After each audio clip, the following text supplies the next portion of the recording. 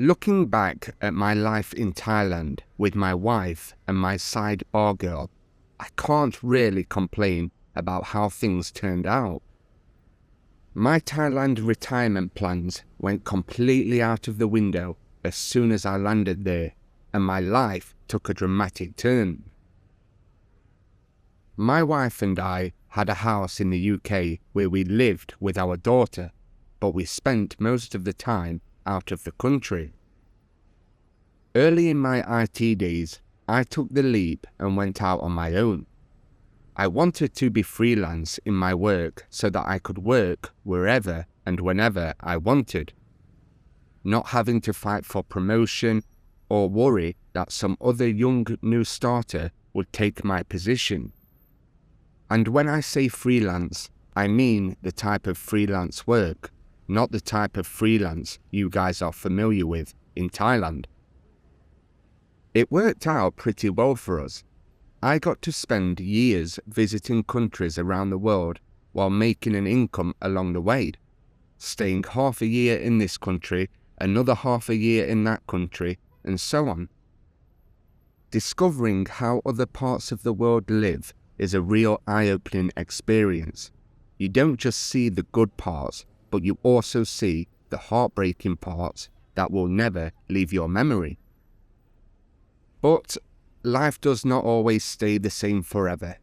My child was getting older, and it wasn't fair to just keep dragging her around the world and into new schools every time I got a new job. My wife is Thai, and I met her in Thailand many years before all of this.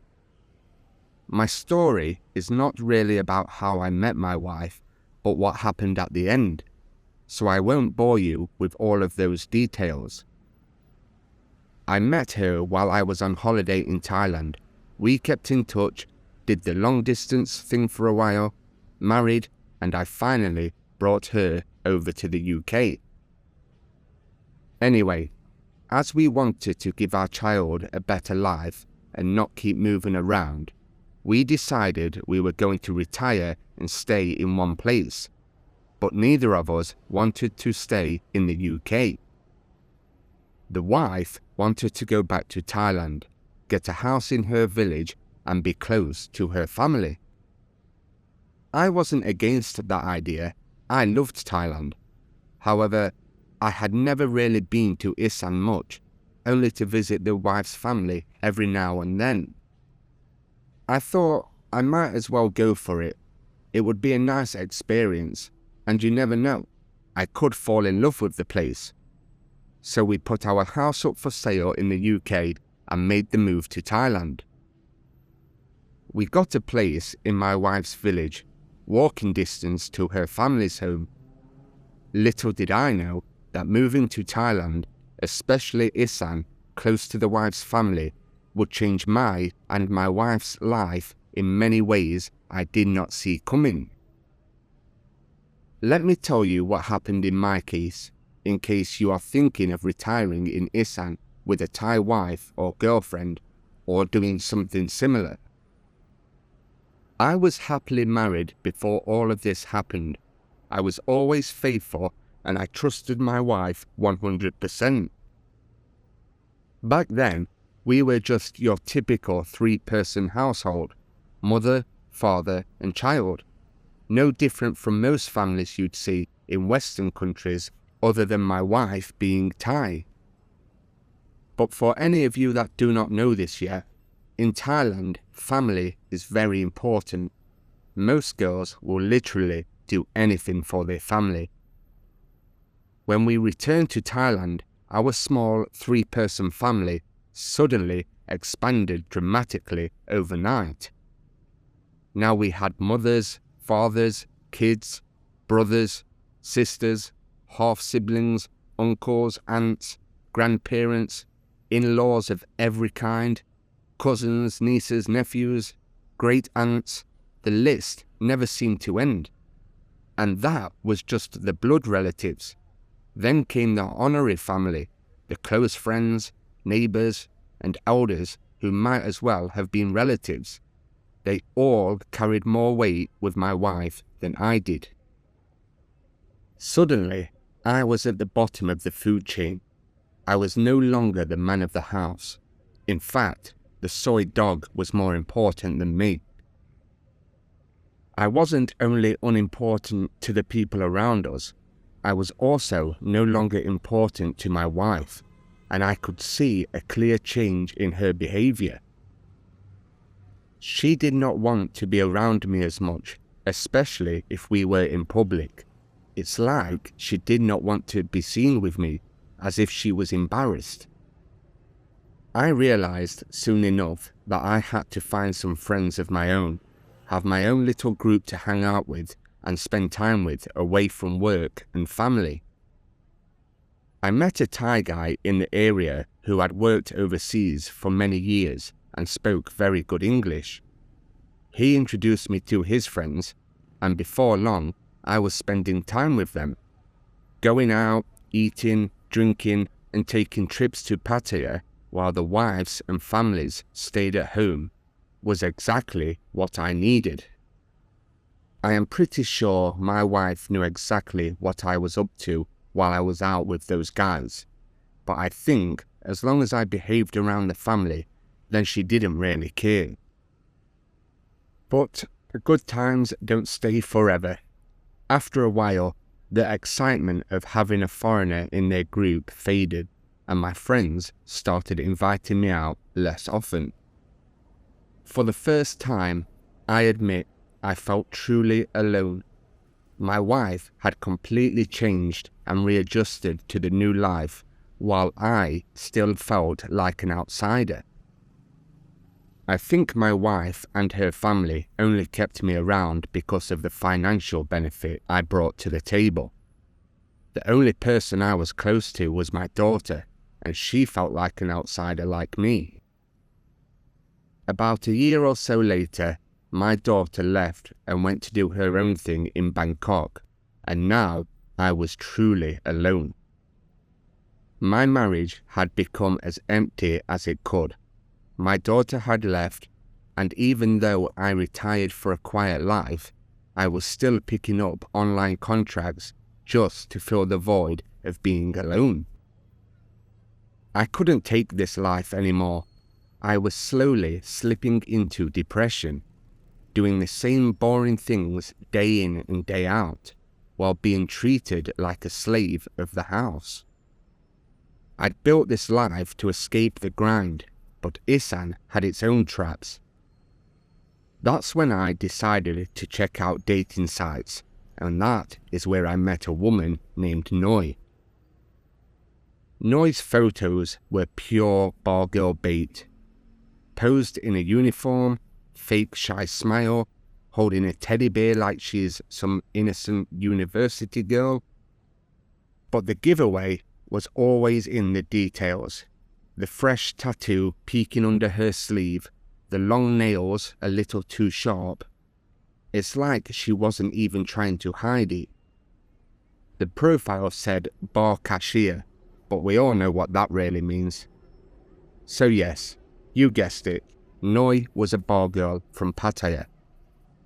She was actually originally from Laos and had moved to Thailand for a so-called better life, but ended up in a Pattaya bar. I probably should have kept scrolling when I saw her pictures and all the red flags that came along with her profile. But I'm not sure.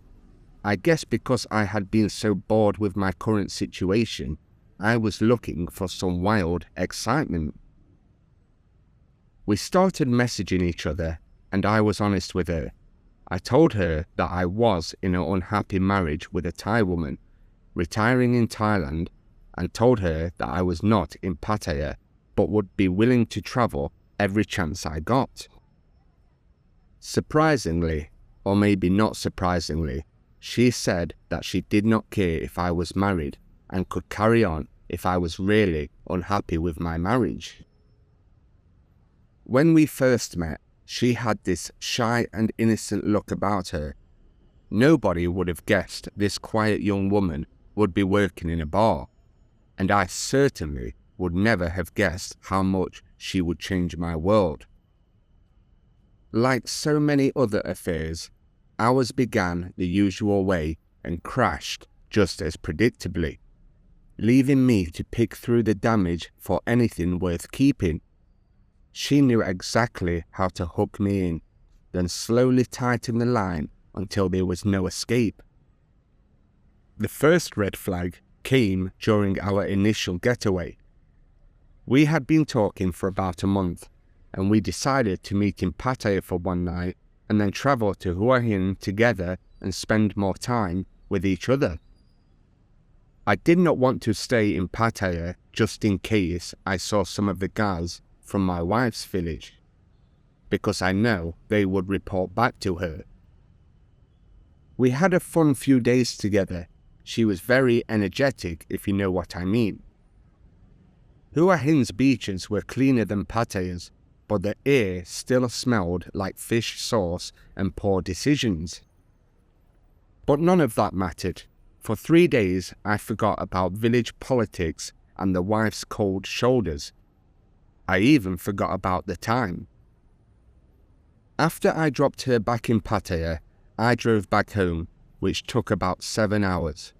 It felt longer knowing I'm going back to my wife after the experience I just had. When I got home and I was alone, I checked the dating site again to see if she might have deleted her profile after meeting me. But there she was, already active and clearly messaging someone new. It's not like we were together, we had only met once, but it still hurt a little. I thought we got on great, so she wouldn't need to be on the dating app anymore. I don't know why it was bothering me, but I had to find out if she actually cared about me or if I was just another option in her little black book. I set up a fake profile on the same dating site, then found myself in 2 conversations at once. The real me in one chat with her and this made-up character in another. That's when the warning sounds started flashing. She invited this fictional guy to visit her family's home for a family celebration weekend. Meanwhile, the real me hadn't even gotten that invitation yet. She was inviting a complete stranger, no video calls, barely 5 minutes of chatting, to a family celebration. I confronted her about this and told her that the other profile was me as well. She said she was really sorry but thought I did not like her, so she stayed on the dating site. It was clearly an excuse because I told her when we were together that I really did like her. I didn't do anything to give her the impression that I was not interested. Of course, I gave her the benefit of the doubt and forgave her. But that warning kept ringing in my skull, no matter how much I tried to ignore it. The smart move would have been to walk away right then, since her still shopping around while I was ready to commit clearly ate at me. I shouldn't be getting jealous because I am married, and Noi knows all about that. And although she knew I was married, she still knew I was unhappy with my wife and looking for other options. This fling went on for a while, always hot and cold, on and off. It was a crazy relationship from the start, but I was there for the ride. Every other week, I would go to Pattaya to stay with Noi. I would tell my wife that I am going with friends or I was going about work, but again, I'm pretty sure she knew I had someone else on the go. I think my wife had known for a long time. Thai women aren't stupid, they see everything. Maybe she just didn't care enough to confront me, or maybe she was waiting for me to slip up so she could use it against me later. Either way, she never asked questions, never checked my phone.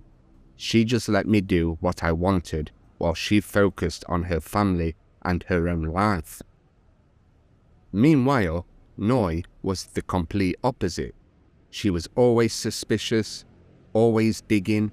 She'd go through my messages when I was in the shower, asking who this or that girl was, even though she was the one still working in a bar and talking to other men.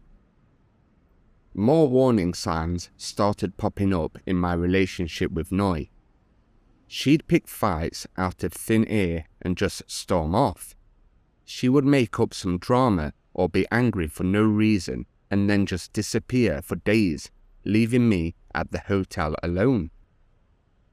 At first, I thought it was just her way of testing me, seeing how far she could push me before I'd walk away. But then I realized she did it every time she had plans with someone else. The fights were just excuses to disappear for a few days without me asking questions. She'd come back like nothing happened, acting sweet again until the next time she wanted space. I'd sit on the balcony with a beer, watching the Pattaya nightlife below, wondering how I ended up in this mess. But as soon as she returned, with her fake tears and excuses, I'd fall right back into the cycle like a complete fool. We'd been together nearly a year when her birthday approached. Right before the celebration, she made up some nonsense argument because I only transferred her $10,000 for her birthday, so she ghosted me completely.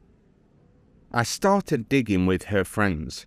It turns out she'd run off to Bangkok with some Belgian guy she'd just met in a bar days before. One of the bar girls even showed me their line messages. She'd of course told him she was single. Now, you may ask, why do I stick around for a girl like this who easily betrays me and causes issues in our relationship? I asked myself the same question looking back. At the time though, I had all kinds of stupid excuses.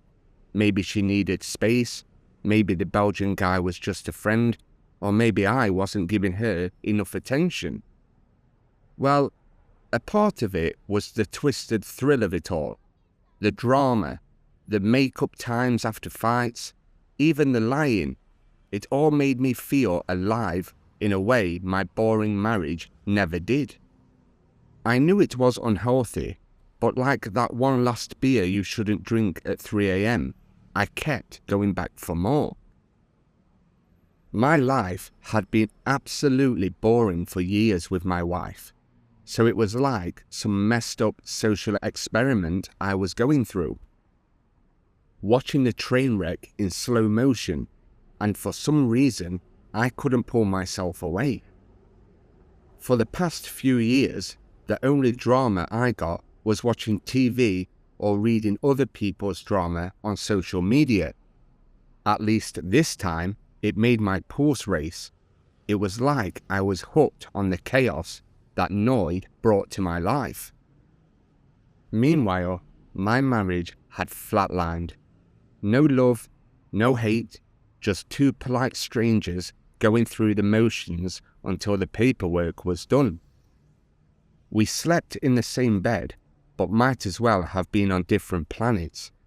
The only time we really talked was about bills or our daughter. Even then, it was like talking to a secretary and not a wife. We both knew it was finished.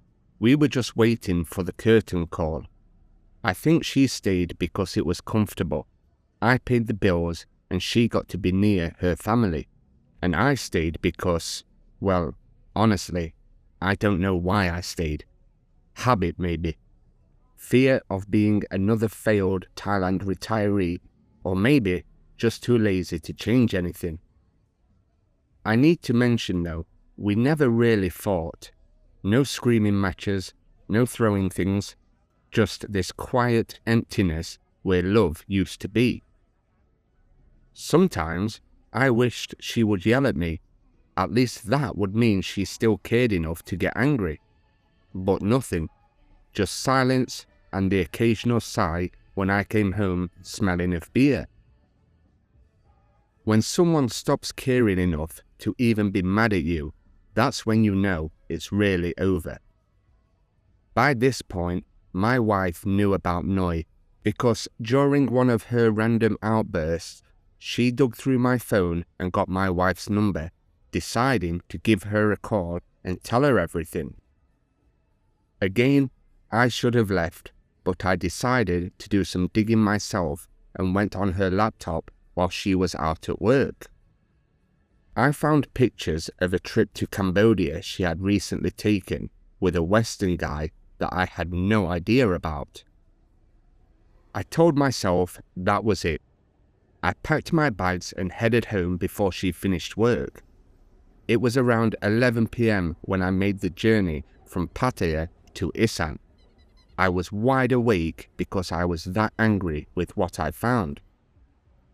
Again, she gave me the waterworks and the long excuses, saying she made a mistake again and could have been with him if she wanted, but she chose me. I'll admit, Noi and I crashed and burned because of me.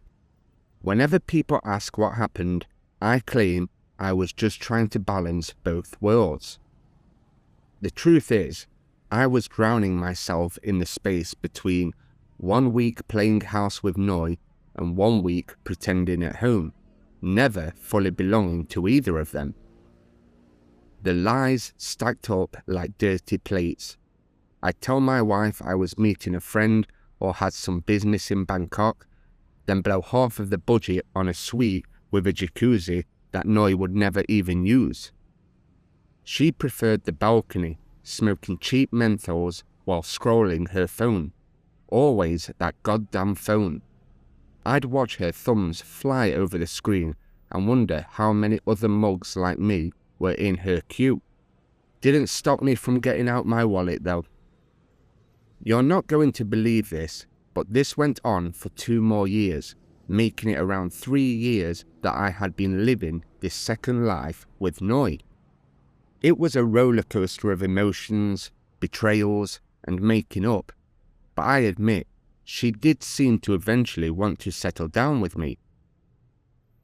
At first, I was supporting Noi with 15,000 baht a month, plus paying her condo and the 2 weeks a month that I would stay with her.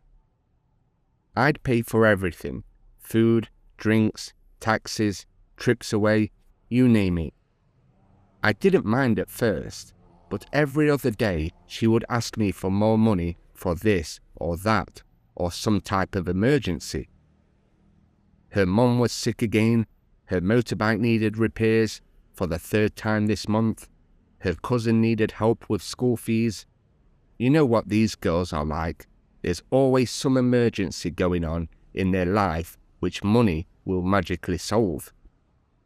After a while, I started noticing the same emergencies keep coming back, like her mum was the sickest woman in Thailand and her motorbike must have been made out of paper. So I made her an offer. The deal was that I would give her 30,000 baht a month if she would stop working at the bar, and when I was away at home for the week, she stays at her condo or goes out with her friends. I thought it was fair. She'd get more money overall, and I wouldn't have to worry about her working in the bar and doing that type of work. She agreed immediately, with that big fake smile telling me how happy she was to be only with me. Of course, I should have known better. Within 1 month, I caught her still working at the bar on the nights I wasn't around.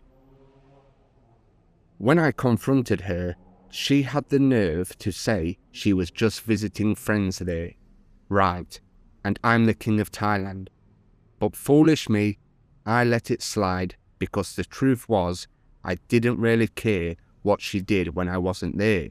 I just didn't want to know about it.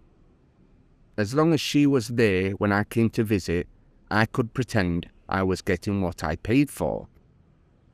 And even though it turned out she never stopped working at the bar, my monthly salary deposits were still expected. Ah well, I was still having fun, and my life was a lot more interesting than it had been. It was coming up to her birthday again, and something felt off. Not a word from her about her birthday. After 3 years, I know that silence screams trouble. I'd convinced myself her days of playing around and her side guys were over. I guess I was wrong. Her birthday was on the week that I would be at home and not in Pattaya, but something just wasn't right. I felt it in my gut. She'd been unusually quiet all week.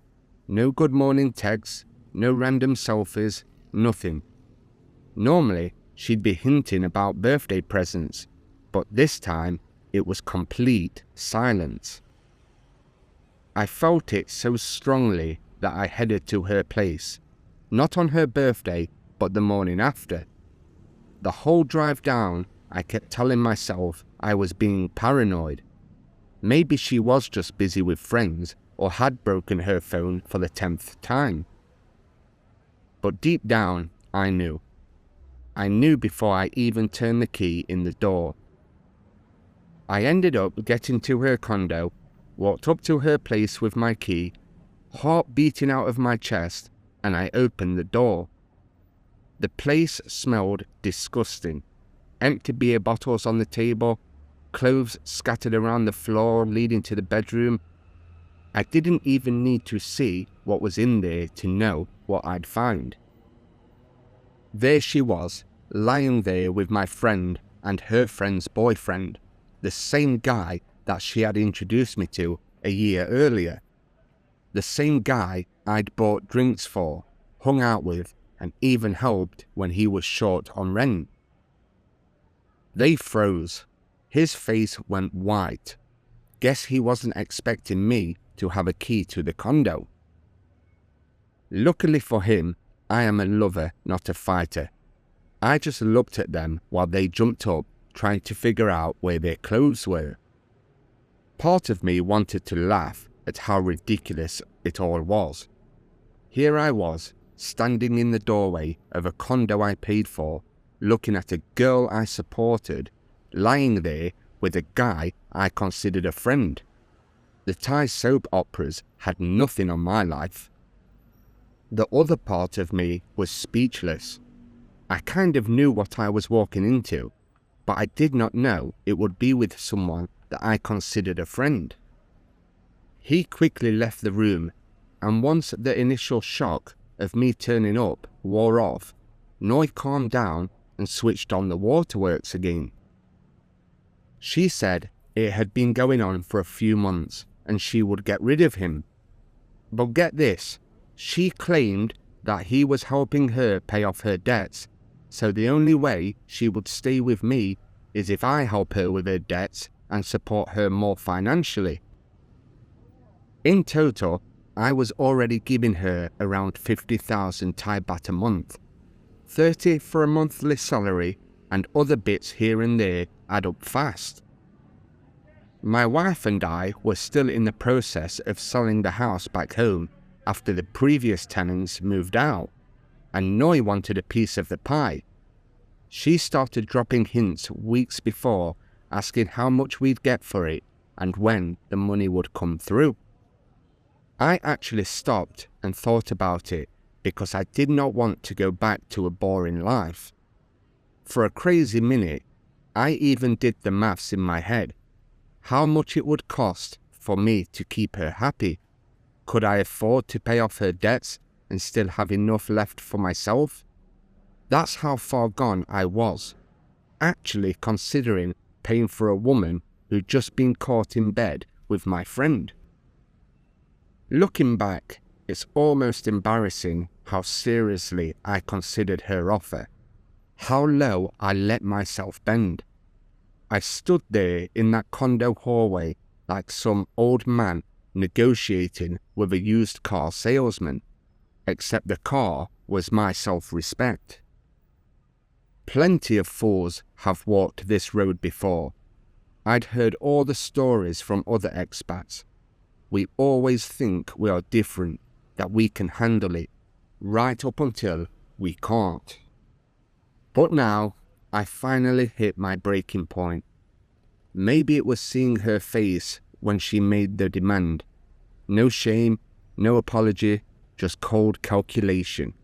Or maybe I was just tired of buying the same lie over and over. Either way, I had enough of all of this. I realized I wasn't afraid of being alone anymore. I was more afraid of spending one more day in this circus. So I did what I should have done years ago. I laughed. Not because it was funny, but because it was so ridiculous. All that time, all of that money, all of that drama, for what? For a woman who'd trade me for a new guy that can pay her way? No thank you. I turned around, walked out the door, and I didn't look back. That day, after I left, I never saw Noi again. Once I told her that I was not going to be giving her any more money, she blocked me from everywhere, which I am absolutely fine with now. The silence afterwards was louder than any fight. No more 3 a.m. "Where are you" texts. No more voice notes of her fake crying over some imagined scenario. Nothing. I wish I could thank Noi for those blazing golden moments, the happiest of my life, but she poisoned them, turned every memory into a transaction. Now, when I recall her laughter, the way she'd curl up to me at night, all I see is a calculator behind her eyes. Was any of this real, or was I just her part-time ATM? She was playing the long game, stringing me along until the house sold, and she almost had me, but she blew it before reaching the finishing line. Honestly, I'm just relieved to be free of it now. The divorce was always going to happen, Noi or not, but now it comes with a clean slate. A new life, new chaos. I let Noi's cheating slide because I knew the script. She'd come back, whisper sorry, and we'd play house like nothing happened. But I also knew her fatal flaw. She couldn't help pushing until something snapped, and this time she did it just right. She finally crossed the one line I couldn't ignore, demanding every last bat like it was her birthright. The second I logged on to that dating site, I knew how this would end. No profound lessons here, just the oldest story in the book. Nobody could have warned me about the wild chaos between that first click and the final crash. The electricity, the way every cell buzzed with being alive, that wasn't in the fine print. Now I am living as a single man in Bangkok. I'm still retired here, but my plans have completely changed from the original plan of retiring in the countryside and living happily ever after with my wife. My wife and I still message each other now and again. We are civil with each other, and I think we will always be friends. She is there when I need her, and I'll be there when she needs me. But that is all we will ever be. So, after this wild ride of an affair with a Pattaya bar girl, do I have any regrets? Please, I have none. You don't curse the thunderstorm just because you got drenched.